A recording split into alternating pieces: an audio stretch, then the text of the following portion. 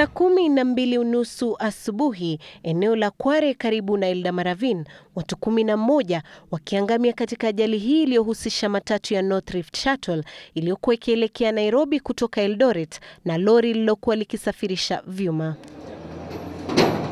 Kulingana na naibu kamishna anayesimamia eneo la Koibatek, kaunti ya Baringo, Samson Irungu Macharia, lori hili lilokuwa likielekea Eldoret lilikosa mwelekeo na kugongana na matatu ya abiria waliofariki papo hapo, akiwemo dereva, kondakta, wanaume 9 na wanawake 2.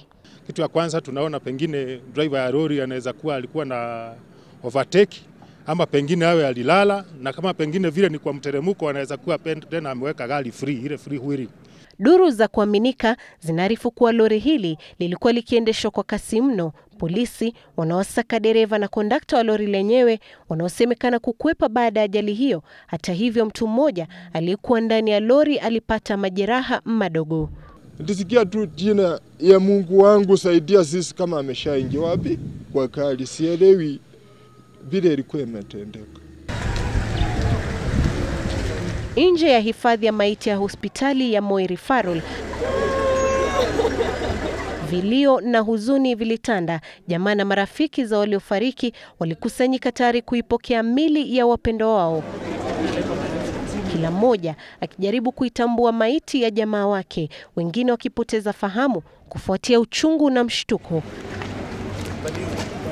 Kati ya waliofariki ni mfanyikazi wa hospitali ya rufaa ya Moi, Winfred Sigu, wa miaka 26, aliyetarajiwa kusafiri nje ya nchi siku ya Jumamosi, huku kakake akiponea ajali hiyo bila majeraha. Just lost a daughter,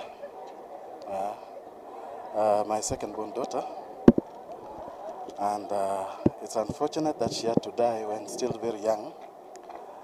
At the same time, I want to thank God for having saved my son. They were together in the same vehicle. Irungu amewataka madereva kuwa waangalifu msimu huu wa Pasaka, akitaja kuwa eneo la Kware limetambulika kama eneo ambalo ajali hufanyika mara kwa mara, fauka ya kuwa magari yamewekwa vidhibiti mwendo. Ajali hii inajiri wakati ambapo msako wa magari ya umma yanayokiuka sheria mpya za barabarani unaendelea. Fiona Kenga, Citizen, Nipashe.